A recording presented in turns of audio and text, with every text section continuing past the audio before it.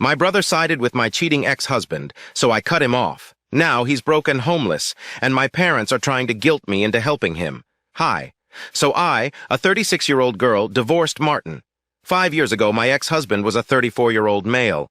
Before we parted, we had been together for over 6 years and married for 2, and our divorce was caused by his adultery. He disclosed to me that he had been having an affair with a co-worker for a few months, shortly after our 2-year anniversary, and that was it for me. He had stated that he wanted to give our marriage another opportunity and come clean with me so that we could make things work. But after I discovered that he had been cheating, there was no going back. He moved out because I asked him to, and as soon as the divorce was finalized, I received the house, and he took on a second wife. He married the co-worker he had been having an affair with. A few weeks after our divorce was finalized, then they relocated to Philadelphia. We haven't spoken or seen each other since then, so I'm pleased I didn't give him a second opportunity. Unfortunately, the affair wrecked both my marriage and my relationship with my brother, and I will tell you how. So my younger brother Nick, 34, a male, was fairly close to Martin. They were in the same friend group in college, which is how I first met him. Regardless, I expected Nick to support me during our divorce, despite their friendship. Martin cheated on me, and Nick was my brother, so it was normal for me to expect him to understand my perspective and support me. But when I told my family that I was getting a divorce from Martin due to his adultery, I was surprised to learn that Nick was already aware of the divorce because Martin had told him about it. His suggestion to me was to stay with Martin and try to work things out, because he genuinely wanted our marriage to work. I was surprised that he would even suggest something like this, and I informed them that I would not be staying with him no matter what. I also voiced my disappointment that he was still choosing to stay in touch with Martin, despite everything the guy had put me through, because I was really upset about the divorce and the affair when I found out about it, so I had expected him to cut Martin off. However, we ended up fighting over it because Nick thought it was unreasonable for me to expect something like this from him, because he and Martin had been friends for a long time, and it was not his fault that we had chosen to get together, marry, and now divorce. He stated that he would want to stay out of all of this and maintain his friendship with Martin, as well as his good relationship with me. I'm not sure if I was right or wrong, but I thought it was a pretty polite posture to adopt, and I told him that wasn't going to work with me. I made it very obvious to him at the time that he could either choose Martin and keep in touch with him, or he could develop a relationship with me. His sister and I had anticipated him to choose me because we were so close growing up. So I was not all right with my brother having any contact with my ex-husband, and I made that obvious to him. To my astonishment, he chose to remain friends with Martin, claiming that I was being unreasonable. He accused me of being petty and immature, and he believed it was better for him to be around people who appreciated him and would not force him to pick between two individuals who were both valuable to him in order to please their egos, as I was doing. When that happened, I was quite sad, and I haven't spoken with Nick since because he completely let me down. Then he went to Martin's second marriage with his affair partner, which was the final nail in the coffin. 5 years have gone, and I have never spoken to him. Our parents have made numerous attempts to reconcile us, but we are both fairly certain of our positions. I visit my folks around the holidays, and he does as well. We see one other at other family functions, such as weddings, but we never speak. I don't have anything to say to him. My parents continuously telling me about crucial events in his life, such as milestones. So I know he began a new graphic design business a few years ago. Until then, he had been a freelancer and was doing well for himself, so he decided to start his own firm with some of his other friends. It's been 3 years, and my parents seem to be doing well. I believed it was excellent for them, but a few days later I received a phone call from my parents informing me that Nick was in serious danger and that they needed me to help him right away. Apparently, Nick had not been completely honest with them about how well his business was going, and now he was drowning in debt, having even been evicted from his apartment because he had not paid the rent in the previous 6 months. So, he has nowhere to go. And, unlike his pals, he was too proud to just move back in with his parents, let alone ask them to pay his rent. I have no idea what to say to that. I just told him that it was very terrible for him, and that I wished I could help, since I assumed it was what they wanted me to say, but aside from that, I had nothing else. and then they suggested that I help him out by letting him live with me instead. He currently does not have an apartment and has been staying with his girlfriend, but she lives with the roommate, so he cannot stay with them for more than a couple of weeks. And 1 week has already passed, so he needs to find a place quickly, at least temporarily, so he can stay there for a couple of months until he can get back on his feet. They had supposedly offered to let him stay with them, but he rejected, stating that he would not move back in with his parents after living apart for so long. They also gave him money so he could exist on his own, but he declined as well. So they were reaching out to me to assist him. I made it obvious to them that I was not going to contact him because we hadn't spoken in 5 years, and it would not only be embarrassing, but it was also something I wasn't interested in doing. I had plenty on my plate already. I don't feel compelled to take on other people's problems. They argued that I was the only one who could talk to him and make sense, and that he might accept my help if I offered it, because he and I used to be quite close. So I reminded them that we used to be tight, but they aren't on speaking terms anymore. And I tried to explain to them that if he refused their help, he was unlikely to accept it from me. My parents, however, were unable to listen to me and insisted that I contact him and offer my assistance. Finally, I had to be really firm, and then I told them that I was not going to speak with him, and that was my final decision. Then they became whining and manipulative over the phone, telling me that I was being selfish and that I should be thinking about my brother instead of myself. According to them, my ego had already damaged our relationship once, and I was going to repeat the mistake by refusing to communicate to him when he was at his lowest point. They believed that talking to him will make a significant difference, because when we were on good terms, he idolized me. I could tell they were attempting to manipulate me emotionally, but I'm afraid it failed since I did not reach out to my brother and offer him my assistance. Update 1. Okay, so I thought about it and decided against contacting my brother. I did some thinking, chatted with a couple of friends, and read the comments on my posts, and everyone agreed that what my brother had done in the past was extremely wrong and disrespectful, and that I did not owe it to him to reach out and assist him out when he hadn't even asked for it. If he contacts me first and asks for my assistance, our interaction will be very different. However, just because my parents believe I should contact him on my own does not mean I have to. It's been 4 days since I last spoke with them, and I contacted this morning to inform them of my choice. They had been calling and texting me every day since I posted my original post here, asking if I had spoken to Nick Act or not, and today I had to tell them to stop because I was not going to do what they had demanded of me. When I said that, they became manipulative and attempted to convince me that I was the only person who could solve the problem, so I made it apparent to them that I didn't care if I was the only one. It was not my responsibility to deal with, therefore I was not going to become involved unnecessarily. My parents then explained that Nick was coping with a difficulty, and since he was my brother, it was also my problem. Apparently they feel that because we are family, we should all accept each other's problems as our own and deal with them accordingly. It's fascinating how they said that to me, but they didn't agree. Back when Nick and I were arguing over how to handle the Martin situation, according to their thinking, if Martin had cheated on me and subsequently caused chaos in my life, Nick should have cut him off right away because it was also his problem. So it makes no sense for them to apply their newfound values to me, but not to him. I even brought these issues up with them to see why they didn't agree, when I was going through something and they had no answers for me. Instead, they claimed that I was twisting their words and that I was simply seeking for an excuse not to help my brother. And it was terribly selfish and shameful, and that was when they realized they had nothing to gain from Nick and were simply attempting to make me seem bad. So I informed them that I was fine with doing selfish and disgraceful things, but for the time being I had made up my mind and they should stop worrying me. I assumed it was the end of the chat and was prepared to hang up as well. But then my mother said something that truly annoyed me.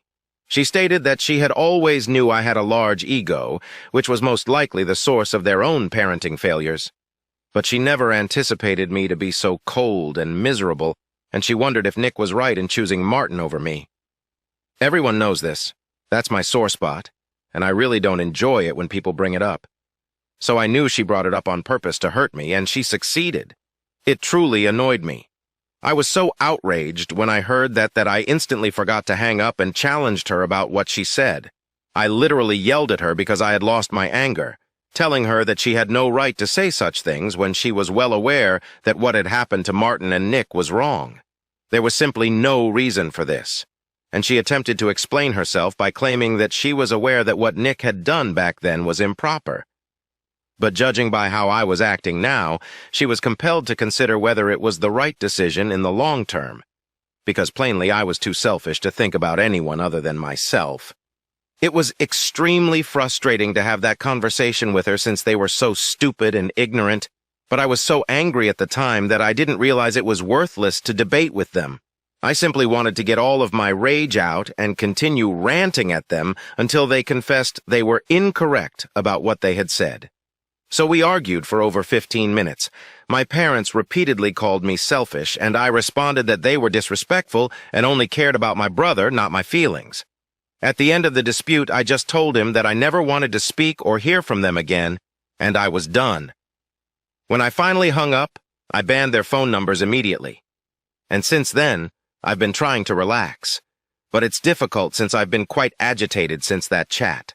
I texted a couple of my friends to express my thoughts, and they told me that I was correct to block them, and that if they tried to contact me again, I should simply ignore them since they have made their priorities obvious, and I don't need to entertain any of this anymore. I have my own problems, so I should just focus on those, and I guess I'll do it now. I gave these people far more time and energy than they deserved. Update 2. I blocked my parents a week ago, and we haven't spoken since. I figured they would stop bothering me once I blocked them and made it obvious that I was not going to give them what they wanted. But today, when I got home from work, I noticed my parents had pulled up to my house and were waiting outside. I'd had a hard day at work and had been swamped, so I was fatigued and not in the mood to deal with anything.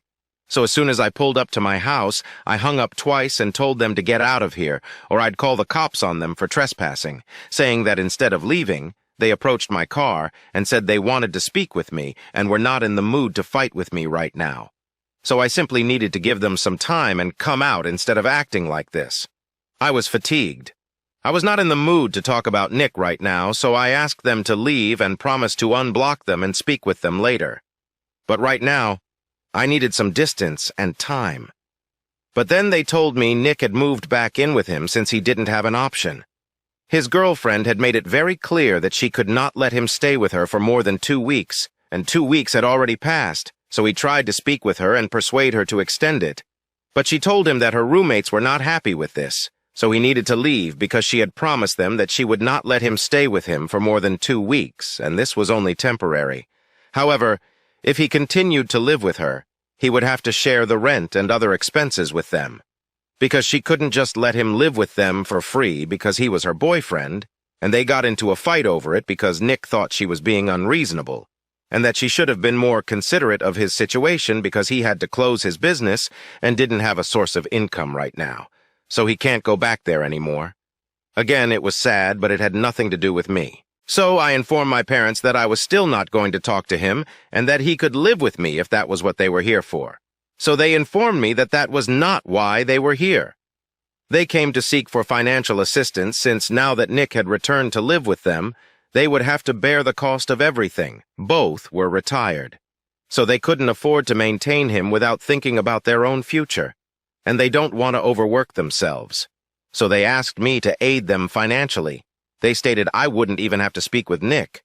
I only needed to give them some money for the next few months until Nick could get back on his feet.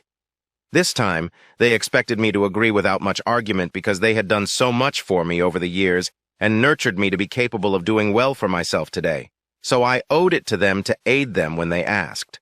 I didn't want to say anything, so I told them I'd think about it and let them know because I was exhausted from work and wasn't going to make a decision.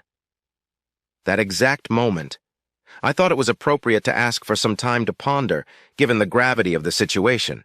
For starters, I had no idea how much I'd have to spend each month. Furthermore, it was impossible to predict when or if Nick would be able to stand on his own 2 feet again. So I needed to think about it before making any decisions, and I needed time for that. Instead of allowing me that time and honoring what I had said, they opted to stop pressing me straight away. I was really sitting in the car, and they were telling me I had to do this. I owed it to them and other people, which was getting on my nerves. So I got out of my car and informed them that I'd had enough of their boss and that they needed to go or I'd call the cops. They assumed I was bluffing and stated that they knew I would not do anything of the sort, so I told them not to try me and gave them one last warning. However, they did not leave. So I grab out my phone and contact the cops. As I stated, I would. I did it directly in front of them, and the shock on their faces was worth watching. Then they were so idiotic that, instead of leaving and rescuing themselves, they chose to wait there and argue with me until the cops arrived and had to pull them away. Anyway, that is over now. I am keeping them blocked. I've also spoken with my lawyer, and I believe we'll have to file for a restraining order against them because things are getting out of hand. I can't deal with this over and over. Update 3. Hi. So a few days ago I had my parents come to my place and told them I was going to file for a restraining order. Yesterday I chatted with my lawyer and we decided to go ahead with it. And today we filed a petition. I honestly hope I can get a protective order against them since what they've been doing is out of control. I had blocked them quite some time ago so they couldn't really contact me normally, which is why I believe they decided to harass me in other ways. I'm not really sure how they did it. They obviously paid someone or something, but since I called the cops on them, things have been going very strangely that day. Nothing actually happened. But the next day, I began receiving calls from a variety of numbers. I answered the phone a few times at first, but as soon as I picked up the phone, they hung up. So I banned the phone number. But then, the same thing happened with other numbers, and I finally decided not to answer any calls from numbers I didn't recognize because it was becoming increasingly strange and scary.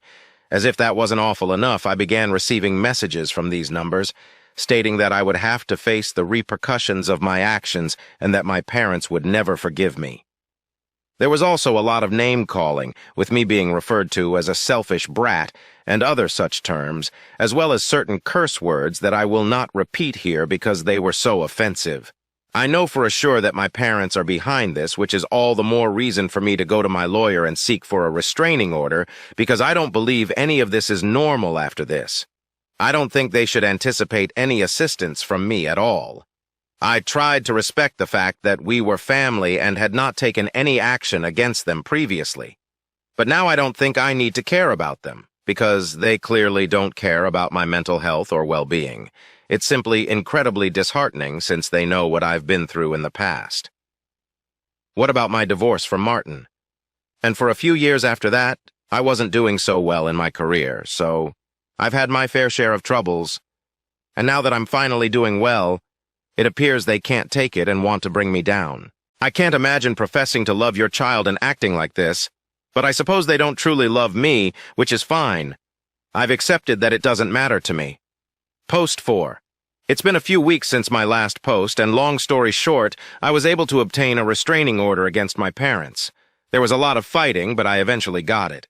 I'm relieved because, as far as I know, Nick no longer lives with them due to their insane behavior. I was really busy with work because I had just started a new project, so I didn't have time to post any new updates. Anyway, when my parents were served, they were unable to contact me since it would be too risky, especially given what they had already done. So I believe they decided to talk to Nick about it, and he was the one to call me. I'd never blocked him. I didn't feel compelled to do so because I didn't think one of us would reach out after we stopped conversing.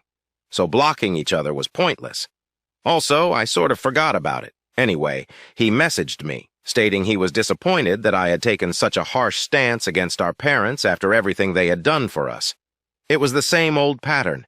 He reminded me that they had raised us to become the persons we are today, and we should be grateful to them. But I was being arrogant and disrespectful. I was quite irritated when I saw that message since I was so arrogant. I told him it was definitely simpler for him to say so because they were going above and above in their efforts to assist him. I guess he also wanted to mock me and brand me selfish and entitled for not providing him with the money he needed. Until that message, he said that he had never asked me to help him and would never demand anything from me because I was so selfish. So I told him he didn't need to ask me for it because our parents were already talking on his behalf, so if he wanted someone to blame for the predicament, he could just look in the mirror. And I guess he had no idea that our parents had been hounding me to help him out for so long, because when I sent that message, he immediately contacted me and I answered the phone because I just wanted to talk about it and get it over with. So he asked me what I was talking about, because he didn't recall informing our parents that he needed help. And I told him everything that had happened, and he hung up suddenly as soon as I finished. I figured Nick wouldn't have realized how our parents had been hounding and troubling me all along, so I decided to bring it up with him on purpose. After that, I did not hear from him. But I learned from other members of the family that Nick had moved out of the house and was now living with a friend of his instead of his parents, because he understood our parents had been asking me for money so they could assist him out. Initially, they even asked me to contact him and offer my assistance, implying that they believed he was incapable of addressing the problem on his own. And he clearly believed that this was an attack on him and his ability, so they got into a fairly terrible fight. How precisely did my relatives learn about this? Obviously, my parents had been crying about how I had not only wrecked my relationships with everyone around me, but also gone out of my way to talk out of turn and brainwash my brother against them. So a handful of my family members who had been contacted by my parents approached me and told me that what I was doing was very wrong. So I decided to share this with them as well. And once everyone understood the complete story, including what my parents had done to me, which had justified these acts on my part, they seemed to realize that maybe I wasn't in the wrong and apologized to me for criticizing me without knowing the whole picture. So now, nobody in the family speaks to my parents, and they have been ostracized by everyone. I can't say they don't deserve it because given everything my parents have put me through, I believe this is precisely what needed to happen. Nobody talks to them anymore, and I'm sure they blame me for it. However, due to the restraining order, they are unable to take action. But this does not imply that Nick and I are suddenly on good terms again. We still have no communication with one another, and that will remain the case, until he realizes how he messed up in the past. But given his approach towards life, I doubt it will happen anytime soon. He will always be too proud and invested to admit his own mistakes. And that is just like our parents. It's quite typical, but whatever. As long as my life is going well, I don't need to worry about any of this. Now, I'm just going to concentrate on my new ventures and live comfortably. And that's it.